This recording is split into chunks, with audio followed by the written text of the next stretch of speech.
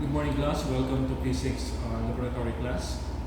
Actually, this is our first time to do the experiment online, to do the laboratory class online, because this is also the first time that the class is suspended from, the extension of suspension is extended from last week to April 12th. So we have no choice but to do the online class.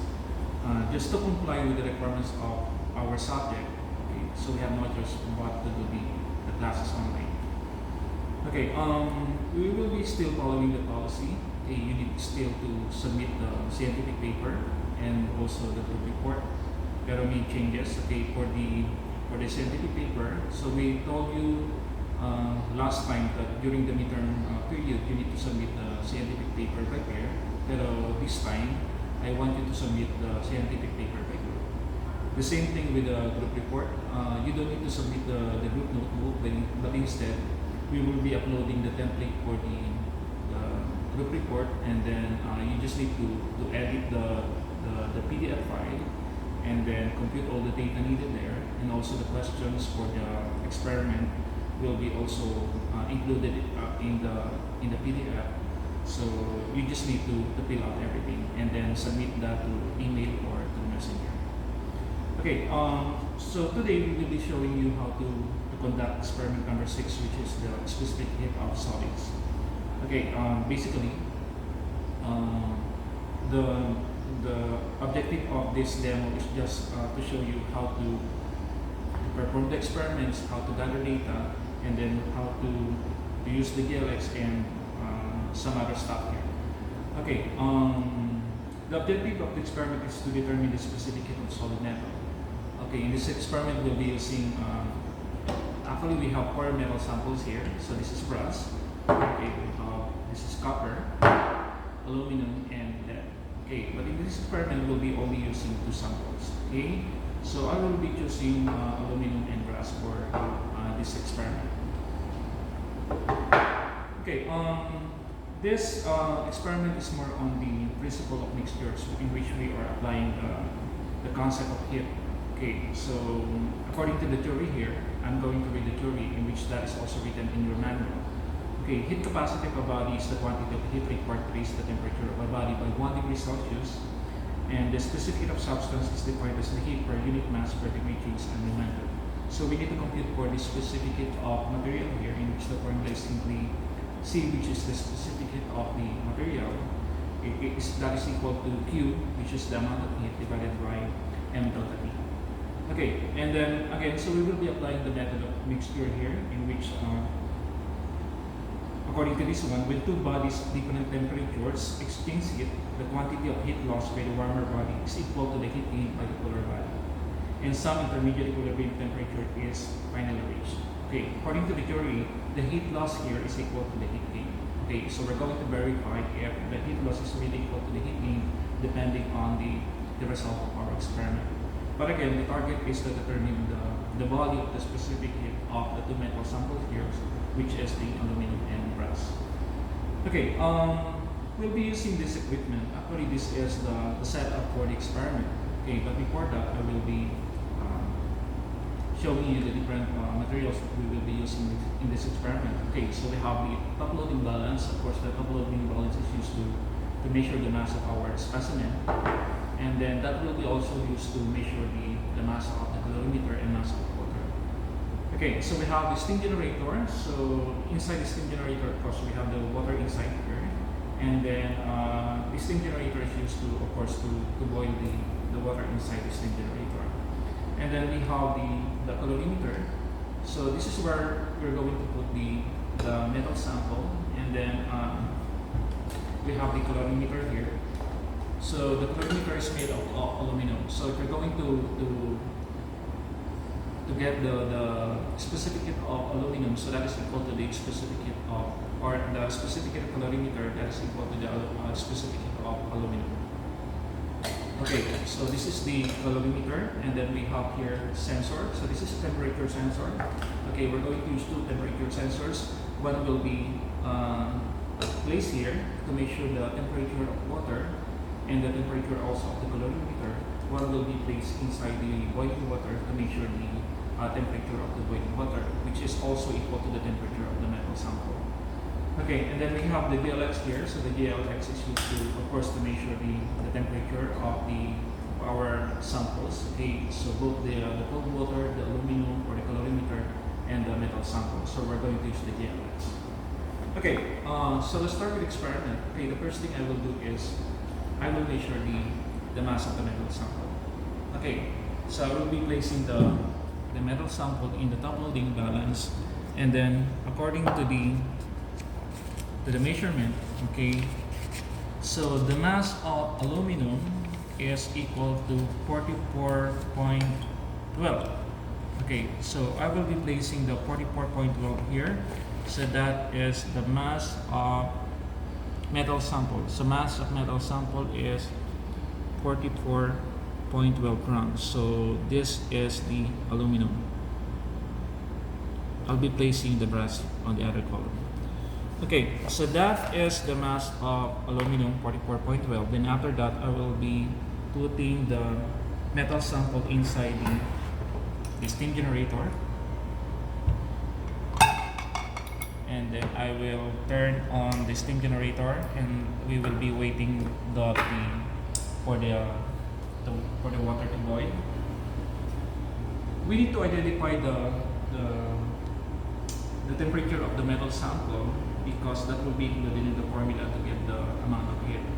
Okay, but again, the temperature of the metal sample is equal to the temperature of the boiling water.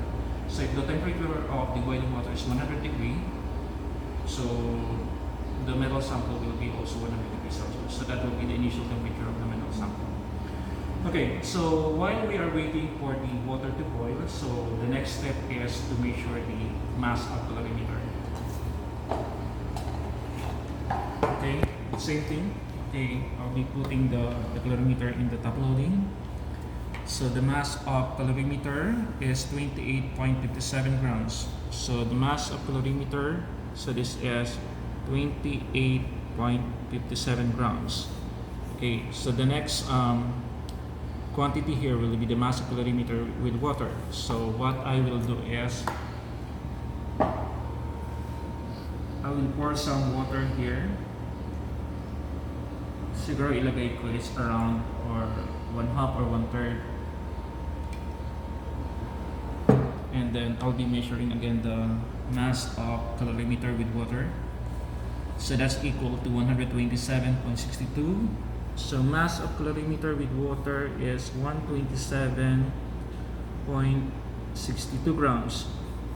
Okay, so this is mass of water. For us to get the mass of water, you just need to subtract the mass of calorimeter from the mass of calorimeter with water. So that is equal to 127.62 minus 28.57.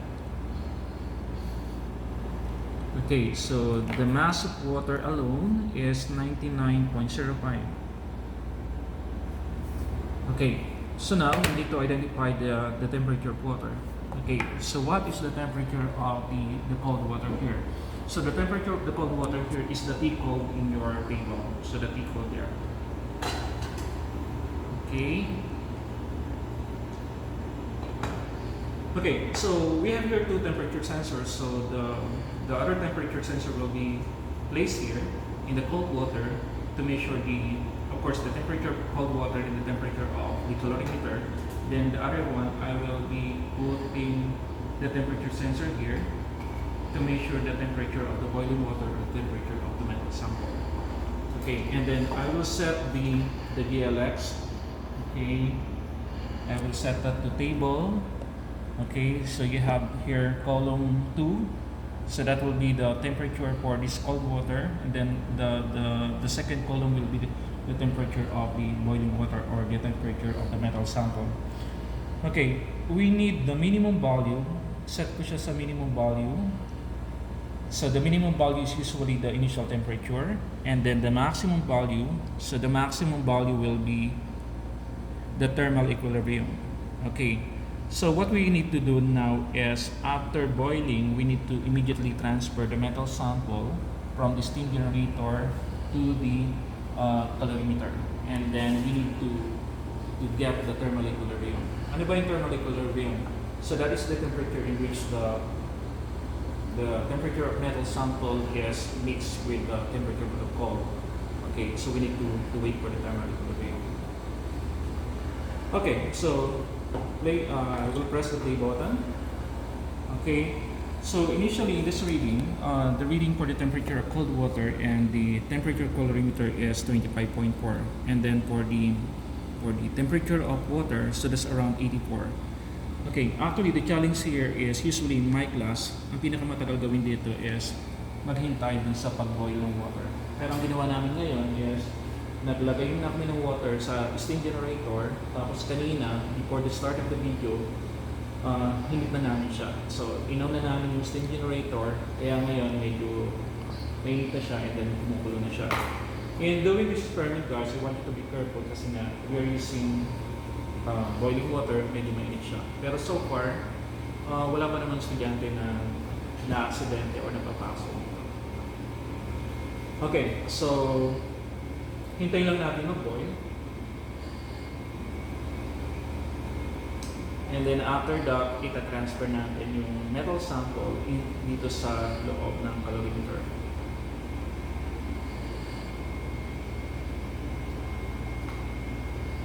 Okay, again, just want to highlight that the temperature of water, the temperature of the cold water inside is equal to the temperature of calorimeter. And then again, the temperature of the boiling water, that is equal to the temperature of the metal sample. And the thermal equilibrium here, so that's the temperature na pag nag-mix na yung dalawang metals or the metal sample in the cold water. Okay, just like parang nagkakanaw lang kayo ng coffee na you have the hot water and then naglalagay kayo ng sugar and coffee. Of course, the temperature of the sugar and coffee is different from the temperature of cold water or hot water. Okay, so the tendency there will be mixture of temperature or transfer of heat. Okay, so whatever be the final temperature, so that is thermal equilibrium.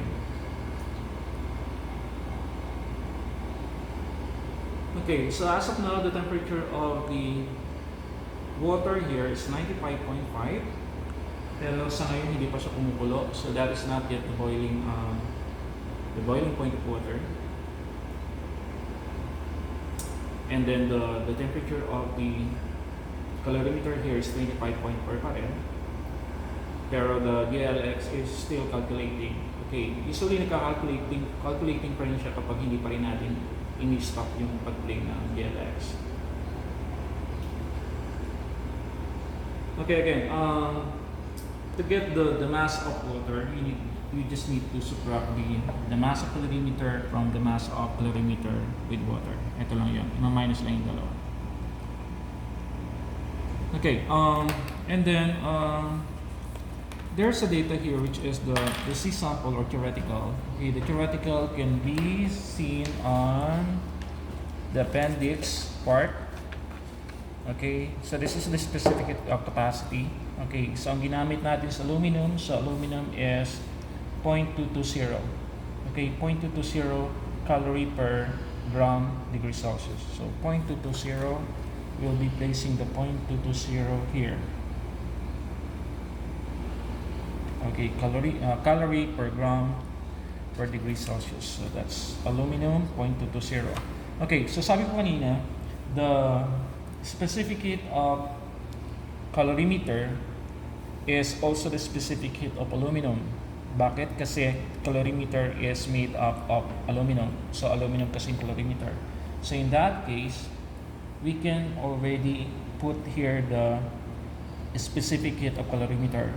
So the specific heat of calorimeter is equal to the specific heat of aluminum, which is also 0.220 calorie per gram per degree Celsius. And then specific heat of water is constant. Okay, check natin kung nandito yan, pero that is constant, which is equal to 1 calorie. So this is equal to 1.0 calorie per gram per degree Celsius. So this is constant. This is a constant value. Okay. Check natin yung water. So that's 99.2. Okay, so the aluminum is here inside the steam generator.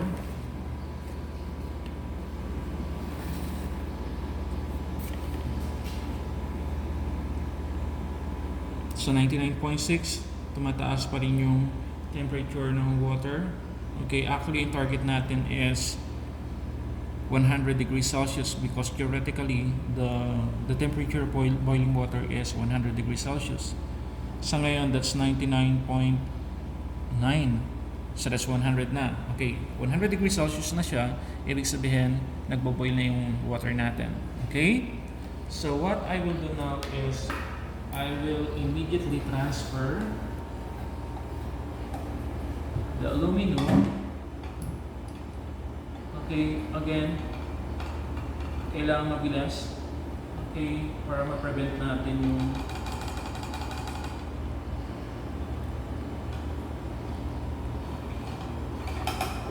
transfer siya, then close it, and then now we will wait for the change in temperature. Okay. Kanina, nakita natin that the boiling temperature is 100.1, I think. Mamaya makikita natin. Okay. If that is 100.1, so meaning the temperature of the metal sample is 100.1 degrees Celsius. Okay, pag in-stop ko siya, you will see the minimum value. So the minimum value here is the temperature of cold water and the temperature of calorimeter. And then the maximum value will be the thermal equilibrium. So dito natin makikita yung temperature na kung saan nagmix na yung or nag-transfer na yung heat from the hot metal going to the calorimeter or to the cold water. When it comes to the material na naglolos or nag-gain ng heat, of course, yung nag-gain ng heat, ito yung malalamig. And then yung nagkakaroon ng loss ng heat is, of course, yung mga may init. So the transfer of heat will be coming from the object with a higher temperature, and then it will be going to the material with a lower temperature. Okay, so sa ngayon, so that's 31.0. Check lang natin kasi kapag tumataas pa yung temperature, meaning hindi pa niya nare-reach yung thermal equilibrium. Actually, ito rin minsan yung challenge sa mga students kasi kailangan nating maghintay. Minsan it takes 5 minutes or less than 5 minutes bago ma-meet yung thermal equilibrium. So still, that is 31.0. So siguro wait tayo ng mga 1 minute pa. Pag hindi na nagbago yung temperature, after 1 minute, hindi na siya tumaas, pwede na natin siguro i-consider yung data na yan. Pero ideally, ang kailangan talaga natin is makita yung pagtaas ng temperature hanggang pagbaba niya. Kung ang maximum temperature dito, the thermal equilibrium is 31.0, dapat makita natin na naging 30.9 siya, 30.8, 30.7 para masabi natin talaga na na-meet na niya yung thermal equilibrium. Pero in this case, mukhang magwa 1 minute na pero 31.0 pa rin. So hindi nagbabago yung temperature, hindi siya tumataas, hindi rin siya bumababa.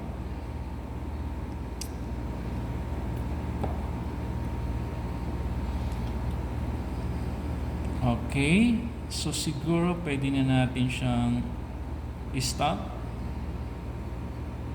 Okay, pero kung meron tayong mas mahabang time, katulad sa kung ginagawa natin to sa klase talaga natin, in which we have 3 hours to do the experiment, paghihintayin ko talaga namin kayo na makita talaga yung thermal equilibrium or the final temperature.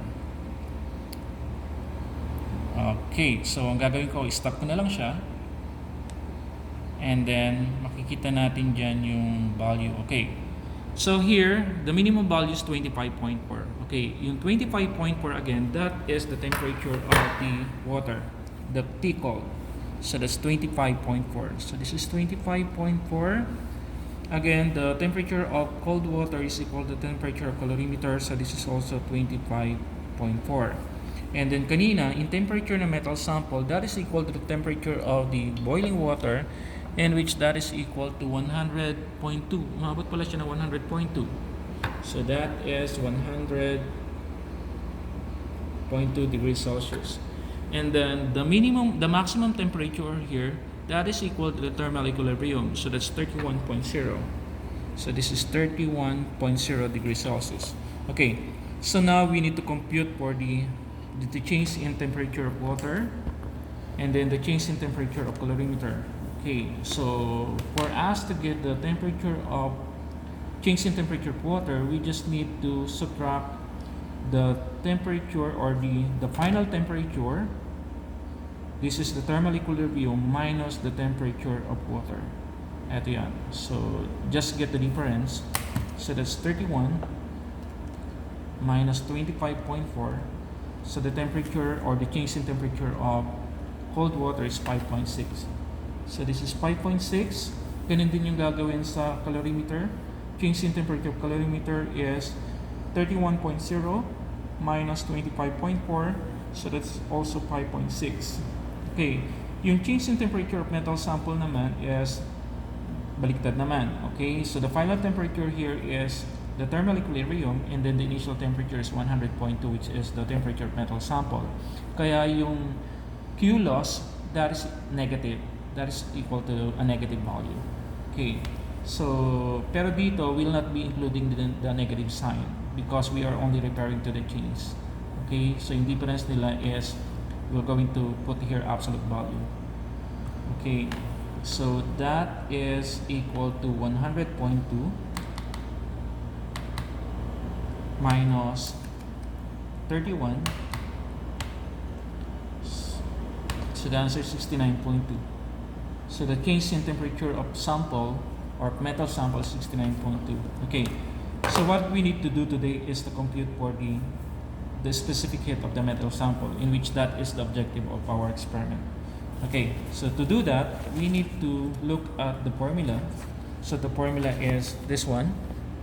So C sample, so that's the specific heat of metal, mass of water, C of water, change in the temperature of water, plus MC delta T of calorimeter over M delta T of the metal sample. Okay, so that will be again the C of aluminum. Aluminum kasi yung ginamit natin. So the formula is simply MC delta T of water. So this is the cold water. Okay, plus MC delta T of calorimeter, which is the aluminum. Aluminum kasi calorimeter is aluminum.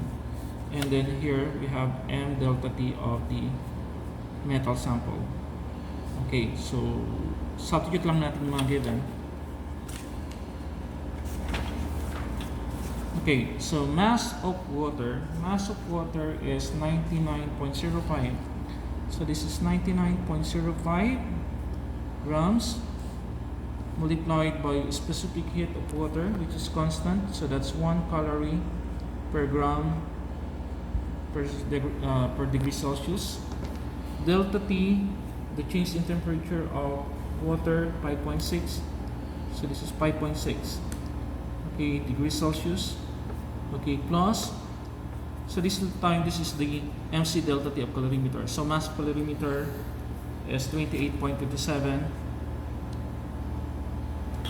grams multiplied by 0.220 calorie per gram degrees Celsius. Okay, multiplied by delta T of the calorimeter, which is also 5.6 degrees Celsius. Okay, all over.